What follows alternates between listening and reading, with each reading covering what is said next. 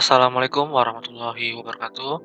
Kali ini kita akan membahas persiapan ujian sekolah untuk kelas 9, mata pelajaran matematika part 1.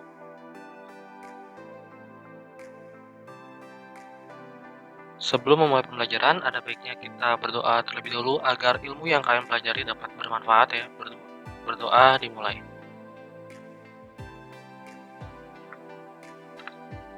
Selesai.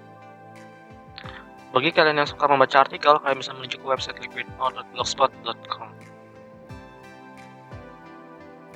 Untuk soal yang pertama, jumlah dua bilangan positif adalah 64. Jika bilangan pertama adalah 3 kali lebih besar dari bilangan yang kedua ya, selisih kedua bilangan tersebut adalah oke. Yang pertama-tama ya, kita misalkan terlebih dahulu nih. Kita misalkan si A ini ya merupakan bilangan bulat positif. Bilangan positif yang pertama ya. Oke. Sekarang lanjut lagi yang B.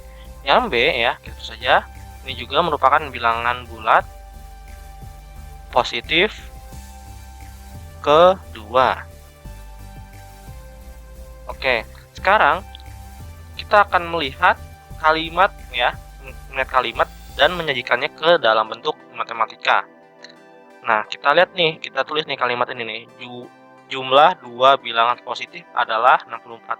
Jumlah dua bilangan berarti A plus B adalah berarti sama dengan 64. Oke, kita tulis ini ya. A plus B sama dengan 64. Oke, sekarang jika bilangan pertama adalah 3 kali lebih besar dari bilangan kedua. Nah, kalau ada kata seperti ini, jika bilangan pertama 3 kali lebih besar, maka bilangan pertama adalah 3 kali lebih besar dari bilangan kedua. Seperti ini. A sama dengan 3B. Ya. Oke, kita tulis lagi di bawahnya. A sama dengan 3B. Oke, yang ditanyakan adalah selisih kedua bilangan. Yang namanya selisih itu adalah pengurangan. Oke ya. Yang ditanyakan berarti A min B. Itu hasilnya berapa? Seperti itu. Dari sini kita punya persamaan yang pertama, yang ini persamaan yang kedua. Setelah itu kita jawab ya, kita jawab. Yang pertama, substitusikan ya. Kita akan mencari terlebih dahulu si B-nya ya. Kenapa? Karena nanti dalam soal seperti ini ya, karena 3B, jadi kita harus mencari terlebih dahulu si B-nya. Substitusikan yang kedua ini ke persamaan 1 ya. Berarti kita tulis nih yang satu dulu nih. Kalau cara matematikanya dari belakang itu yang pertamanya dulu. A ditambah B itu sama dengan 64. Dimana si A ini ya, A ini kita akan rubah nih yang bagian sini ya, menjadi 3B ya kan. Oke. Plus B sama dengan 64. Nah, di sini juga akan diberitahu. Ini catatan tambahan. Catatan tambahan di mana kalau dalam aljabar 3B ditambah B itu sama dengan 4B. Itu kalau penjumlahan. Nah, kalau perkalian 3B dikali B itu akan menghasilkan 3B kuadrat. Sudah jelas ya jadi bedanya. Jadi kita langsung buat sini 4B sama dengan 64. B sama dengan, nah karena ini perkalian, kalau dia pindah ruas itu akan menjadi pembagian. 64 bagi 4, 16. Oke, selanjutnya kita lanjut lagi. Substitusikan ya si B sama dengan 16 ke 2. seperti ini. Jadi A sama dengan 3B yang 2 ya, ini 3B. Jadi A sama dengan 3 dikali B-nya berapa? B-nya kan 16 ya. Jadi 3 dikali 16. Jadi A sama dengan 48. Oke. Kita udah dapat nih ya. A-nya 48, B-nya 16. Jadi ya, A min B itu sama dengan 48 dikurang 16 sama dengan 32. Oke, jadi selisih kedua bilangan tersebut adalah 32 ya. Oke, kita lanjut lagi ke soal yang kedua ya. Soal yang kedua ini, pada sistem kereta api bawah tanah di London yang berbentuk lingkaran dengan 27 stasiun. Misalkan suatu kereta api berangkat pada pukul 5.30, berarti ini pagi ya, sampai tengah malam. Nah, tengah malam ini ya, kita akan sepakati 24.00. Nah, ya kan? Waktu rata-rata antara dua stasiun termasuk waktu berhentinya di stasiun. Jadi kereta itu menuju ke stasiun ya pasti berhenti dong ya. Jadi waktunya itu kurang lebih 2,5 menit ya, 2,5 menit. Jika kereta api terus bergerak, kereta api tersebut mengitari jalur sebanyak oke. Jadi kita akan mulai. Kita akan nulis dulu nih seperti biasa. Diketahui banyak stasiun ya. Kita akan melihat banyak stasiunnya. Banyak stasiun itu 27 stasiun. Selanjutnya, waktu operasi kereta. Kenapa disebut waktu operasi kereta? Ya, karena itu mempunyai lama waktunya. Ya, waktu operasi kereta. Atau bisa disebutnya waktu kereta kerja. Nah, seperti itu ya. Itu pada pukul 05.30 sampai 24.00. Sekarang kita hitung nih berapa lama sih kereta itu bekerja ya. Berarti kalau lama waktu ya, kita hitung kebalikannya dari 24.00 dikurang dengan 5.30. Oke, ini 0, sini 3. Yang ini ya, kenapa 3 sih? Kan kalau namanya jam itu jadi 6, bukan 10 ya. Ingat kalau di jam itu akan jadi 6. Jadi 6 dikurang 3 itu akan menghasilkan 3. Nah, sini 3. 23 dikurang 5. Tentu saja 18. Jadi lama waktunya adalah 18 jam 30 menit. Oke, selanjutnya ya. Lama waktu kereta. Lama kereta di setiap stasiun.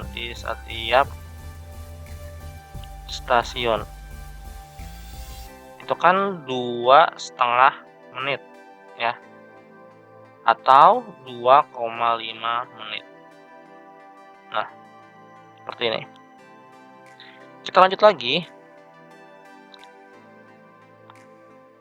Kita akan menjawab ya langsung di sini. Jadi waktu kereta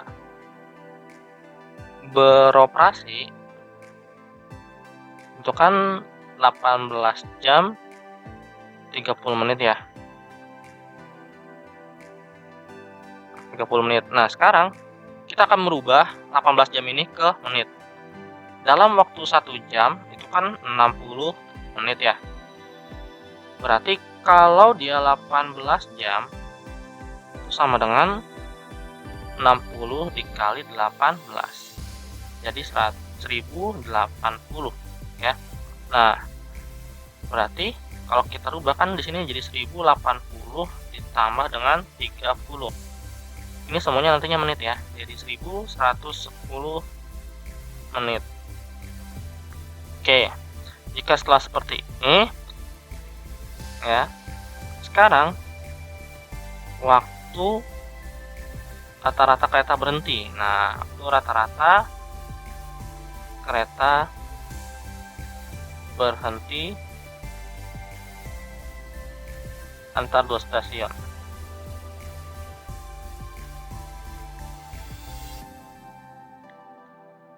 Itu kan 2,5 menit ya, 2,5 menit. Dimana kita harus membagi nih, lama kereta beroperasi dibagi dengan 2,5 menitnya, atau kereta jaraknya itu kan misalkan nih, ini stasiun A, yang ini stasiun B. Kereta itu akan melaju 2,5 menit dari kota A ke kota B. Begitu juga kan akan berhenti. Biasanya berhentinya bisa 30 detik ya, atau setengahnya ya, setengah menit seperti itu. Maka 1110 dibagi dengan 2,5 menit sama dengan 444. Nah, sekarang ya, ini tuh kita akan mencari 4.440 stasiun. Berapa kali sih kalau kereta itu muter ya? Misalkan sini ada 1, 2, 3, 4 sampai 27 misalkan seperti itu ya. Berapa kali 440 stasiun ini untuk memutarkan si lingkaran ya. Jadi kita tulis ini ya, kereta api tersebut mengitari jalur sama dengan ya 444 dibagi dengan 27 sama dengan 16,44, atau kalau dibulatkan itu akan menjadi 16. Oke, selesai ya. Kita langsung simpulkan. Jadi kereta api tersebut mengitari jalur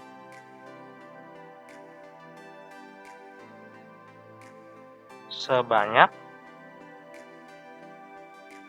16 kali. Oke, selesai ya. Untuk nomor 2 selesai. Kita lanjut lagi ke nomor 3. Di nomor 3 ada sebuah soal seperti ini. Pada sebuah kelas yang terdiri dari atas 40 siswa dilakukan pendataan. Pilihan ekstrakurikuler wajib dengan menggunakan angket. Hasil sementara dari siswa yang sudah mengembalikan angket adalah 20 siswa memilih pramuka, 17 siswa memilih PMR, dan 6 siswa memilih kedua ekstrakurikuler tersebut. Banyak siswa yang belum mengembalikan angket adalah, kita akan misalkan A ini adalah siswa yang memilih pramuka. B ini adalah siswa yang memilih PMR ya. Oke, selanjutnya barulah kita akan menggunakan siapa simbolnya dari banyaknya siswa yang memilih ya. Ini banyaknya siswa yang memilih adalah 40 siswa ya. 40 siswa. Selanjutnya yang memilih pramuka saja. Nah, yang memilih pramuka saja itu ada 17 siswa. Sekarang yang memilih PMR, berarti NB-nya ya, itu 6 siswa. Oke, 6 siswa yang suka keduanya. Kalau yang kesuka keduanya itu berarti irisan, di mana simbolnya seperti ini ya. Seperti panah kuda menghadap ke atas. Oke. Sama dengan berapa? 6 siswa. Oh, ini 20 ya. Ini 20. Nah, ini 20, ini 17. Oke, seperti ini. Kita lanjut lagi, yang ditanyakan itu adalah yang belum. Berarti kalau yang belum ya, N A gabung B. Oke. Kita lanjut lagi, dijawab. N A gabung B sama dengan ya, semua siswa dikurang dengan N, banyaknya siswa yang memilih pramuka dan banyaknya siswa yang memilih PMR dikurang dengan banyaknya siswa yang memilih keduanya. Seperti ini. Jadi 40 dikurang dengan 20 tambah 17 dikurang dengan 6. Jadi 40 dikurang 37 dikurang 6. 40 dikurang 31 sama dengan 9. Oke. Jadi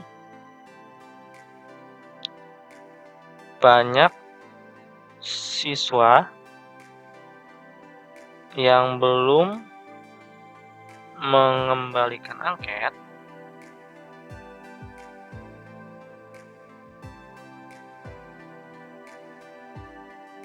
adalah 9 siswa. Oke, selesai ya. Untuk nomor 3, kita lanjut lagi ke nomor 4. Nah, nomor 4, diketahui himpunan-himpunan berikut. S itu merupakan bilangan cacah yang kurang dari 11. A-nya X sedemikian hingga X kurang dari 9, di mana X merupakan anggota dari himpunan S. Yang B, ya, himpunan X demikian hingga 6 kurang dari X X-nya kurang dari 11, di mana X anggota dari himpunan S. Nah, dari himpunan tersebut A iris B komplement adalah ya. Jadi kita akan mulai dari sini ya. Kita akan menghitung terlebih dahulu, melihat anggota dari semestanya atau himpunan S-nya. Bilangan caca dimulai dari 0, maka 0, 1, 2, 3, 4, 5, 6, 7, 8, 9, 10, 11 ikut apa enggak? Nah, kalau untuk pertanyaan 11 ikut atau enggak, kita lihat nih, kurang dari. Nah, kalau kurang dari berarti kan si X ini kurang dari 11. Beda loh, ini kurang dari. Kalau ada bacaan kurang dari sama dengan, ya, kurang dari sama dengan 11, misalkan seperti itu ya, maka simbolnya akan seperti ini, dan 11 itu termasuk ya. Kalau simbolnya seperti ini ya, 11 itu tidak termasuk.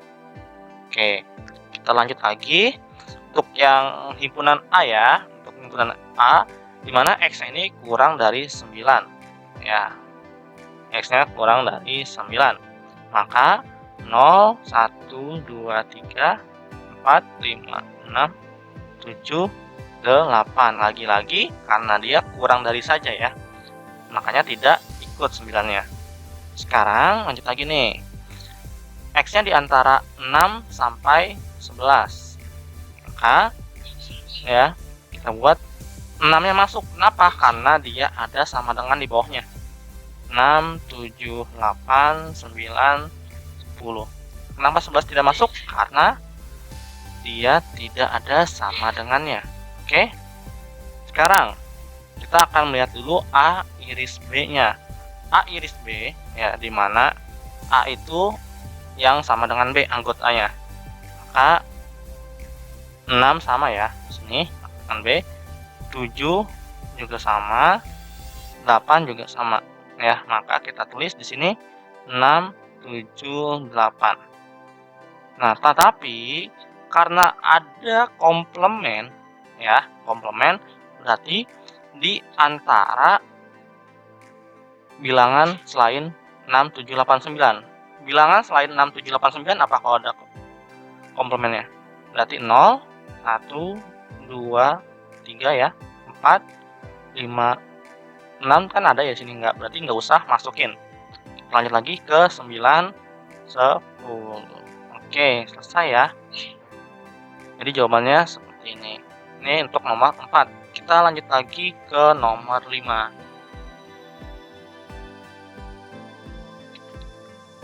Di nomor 5, sebuah toko oleh-oleh makanan ya.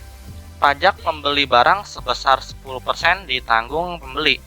Wahyu membeli sepotong roti seharga Rp1.900 dan segelas minum seharga Rp5.600 di toko tersebut. Uang yang harus dibayarkan Wahyu sebesar